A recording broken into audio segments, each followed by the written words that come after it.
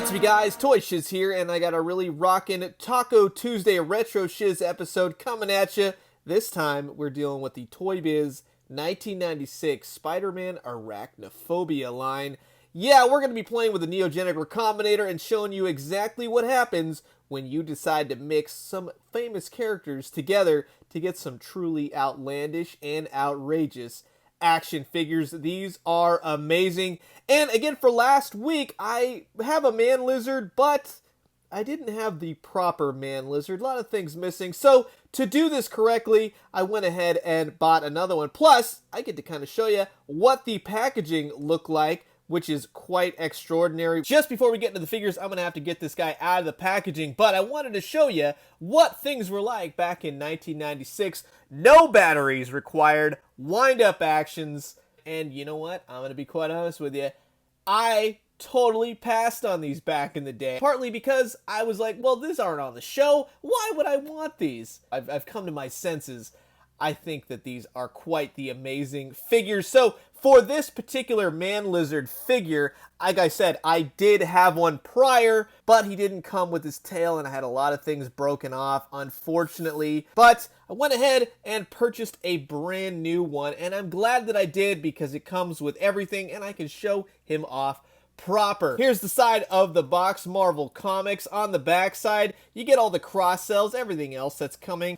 Everything you need to know about the figure, but the best part about it is it has the original Toys R Us sticker right there. All right, let's do this. Let's get him open. This is the 1996 Spider-Man ARACHNIPHOBIA line by Toybiz. Now, if you're wondering where I get some of my old action figures, I highly recommend the app MERCARI. I'll go ahead and put a link in the description below. It's basically like an online garage sale. You can actually haggle with people over price. Sometimes they include free shipping, but there's a lot of old stuff, a lot of new stuff. Definitely worth checking it out. The link will give you an exclusive coupon to get 10 bucks off your first purchase of 20 for more. Highly recommend it. Go find something rad. First up on our Arachnophobia list is the Spider Goblin. And if you've ever wondered what the Hobgoblin and Spider-Man would look like combined, well then look no further. This guy is a perfect amalgamation of the two characters. And as you can see, he is actually designed really well. The one thing I love about this particular line is the creativity involved, taking two characters,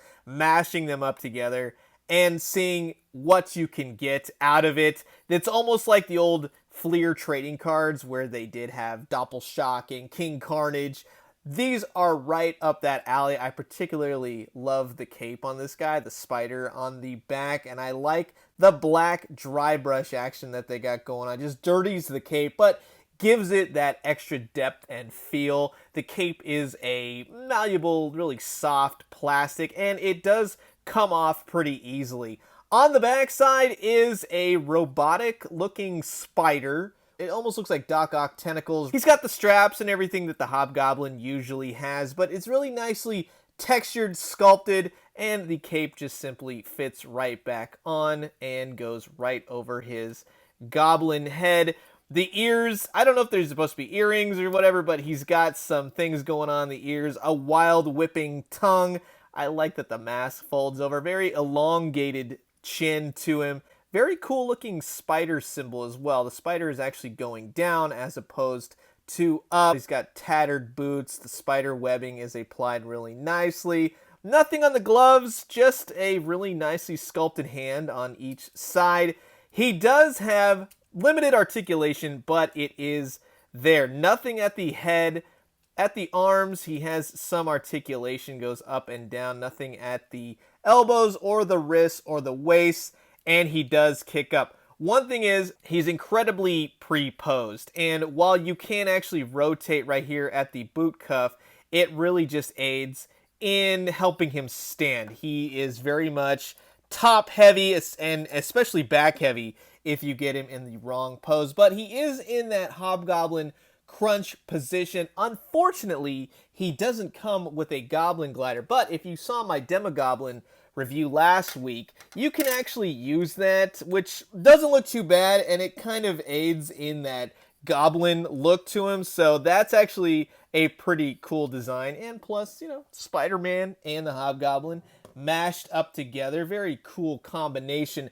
All of the figures come with the gimmick that you wouldn't have to buy any batteries, which is oh so nice for mom and pop, but you would take this little device on the back and twist it just like this, get it to the point. You can kind of extend his arms and he would do his little shimmy and shake, which is really, really cool. I like that. You know, it's just a wind-up action. That's basically all it is. But it really lends itself to some fun, cool, creepy Spider-Man arachnophobia action. And I do highly recommend this Spider Goblin. Now up in the ante further, we have the amalgamation of Dr. Curt Connors and Spider-Man himself. The lizard mixed with some spider DNA can't lead to anything good. In this particular sense, though, Spider-Man was having a problem with his 6-arm mutation from that of the show. Went to Dr. Curt Connors, and Dr. Curt Connors, man, he's the worst scientist in the world because he mutated poor old Spider-Man even further.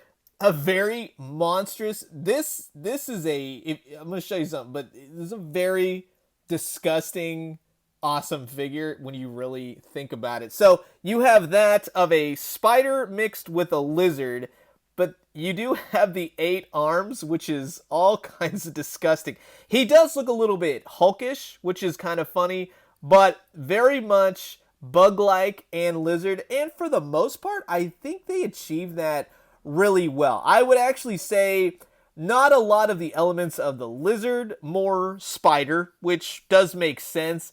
But I absolutely love the head sculpt on this thing. I love the tongue hanging out, the 2 spider mandibles going on, and just the perfect amount of spider costume left that just drapes over, and I love that one eye is sticking out of the top. So it makes you wonder what exactly is under that Spider-Man mask. He's got these, well, it almost looks like eyes. If you look at it in this sense, it looks like the face of a spider. You got the mandibles, and this would be the teeth. So you kind of have that going on either side. Again, these little tiny hands every which way, and you got them on the top. Really nice black wash. A little bit of the spider costume still exists within the crotch and then onto the legs. You got these little red dots every which way. Really nice black wash everywhere down to the feet, the toenails. This is awesome. The back of the costume is, again, great. I love the fact that you have the Spider-Man costume just ripped and torn.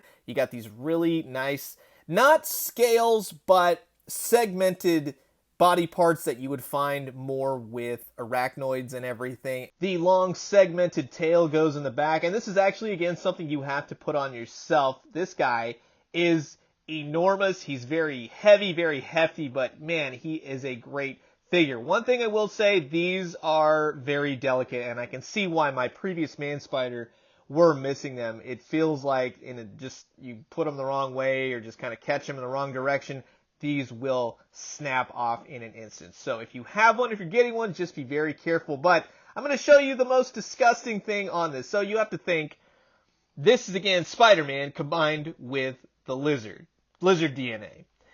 If you got Spider-Man up here, or is it the lizard? Because if it's Spider-Man dealing with his mutation, then who is this thing? And that makes me think, like, it's more lizard, and this would be Peter Parker. That is, I don't know. That is awful, disgusting, but very, very cool. You got the Man Spider, or the remnants of it. God, and it's sculpted so beautifully. This is like a squishy material, and the tail is actually a pretty decent bendy wire. It doesn't bend perfectly, but it is there, so I do appreciate that.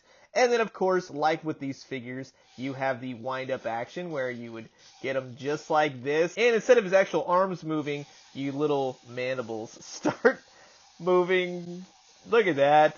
Can you imagine that showing up at your door? Overall, I love this figure. I love the design, the aspects of it, the creepy aspects of it, the color, everything. I highly recommend the Man Lizard. This time around, Spider-Man's scrambled DNA gets to take a break, and we're left with the remnants of when you combine Venom with Morbius to create the massive and the deadly Vampire. Now, I did pick this figure up in a lot last year, and I don't know why I didn't collect these. This is an amazing symbiote action figure. Even if you don't know the history behind it or what they're trying to do, I mean, you're basically left with a bat Venom, so to speak. And it's kind of funny because nowadays in the comics, with the whole Null, Venom, symbiote god and everything, Venom has had wings recently, so that's pretty interesting. I wonder if somebody's going back looking at old Toybiz figures. The sculpt on this one takes the cake out of the three figures. It is overly sculpted in the most glorious ways imaginable. From the face, funny thing is, every single figure, again, out of this line has their tongue hanging out, so that's pretty cool. You got these bony spider things sticking out. Everything is just veins popping, muscles bulging, really webbed, clawed hands, which are so cool. There's black, purple, pinks, and reds. The wings have these glorious Venom faces to them. Also, their tongues hanging out, veins. It's a different kind of plastic, very, very delicate. I would say these could crack and break in an instant, so you want to be very careful. But just the overall aesthetic to this Vampire is glorious. I absolutely love everything that's going on. These little bony protrusions down to his feet, his knees. It's awesome. He has articulation in the arms, which are on a ball. Nothing at the elbows or at the hands. Nothing at the waist. He does kick out and he has knees. His head doesn't rotate, but as you will see when you wind up his back, this is quite awesome. He goes down, jaw moving, wings flapping. This is a glorious, glorious figure. You gotta get him. He would make an excellent addition to any symbiote collection, any Venom collection. This is just an awesome, awesome figure. This is a hands down amazing wave. Something I would love to see tackled again. So many different character combinations. You gotta get this Vampire figure. So that's gonna do it for my Retro Shiz look back at the original Toybiz Spider-Man Arachnophobia line. If I had to nitpick or say anything that I wish came out of this line, it would be more accessories maybe here and there. A glider for the Spider Goblin, maybe some bases, something like that. I would say just to kind of add to it. And one other thing would be that I wish that they did a second, third, fourth, and fifth wave of these figures. I would love to see this continue, especially with those Fleer trading cards. You got King Carnage, Doppelshock. The possibilities are endless. So much creativity. I just love this wave. This is fantastic. Very different from Spider-Man the Animated Series, but again, it draws on that creativity that I love. Something freaky, something terrifying, but oh so awesome. From the Spider Goblin to the Man Lizard to Vampire, you cannot go wrong with any of these figures. I highly, highly recommend them. You gotta get them. So, I'm curious to know what you guys think. Did you have these? Do you need to get them now? Comment below, let me know. Let's talk all things arachnophobia. One thing I will mention, arachnophobia, I don't know if they're going for a arachnid phobia or they truly just spelled arachnophobia wrong on the box, because I've always wondered that. Just saying, Toybiz, if anybody from Toybiz wants to let me know, but I think they were going more for that arachnid phobia kind of thing. At least I hope so. So, I'm going to leave you guys with that. As always, drink some great coffee, eat some great food, but most importantly, don't play around with that dang neogenic recombinator.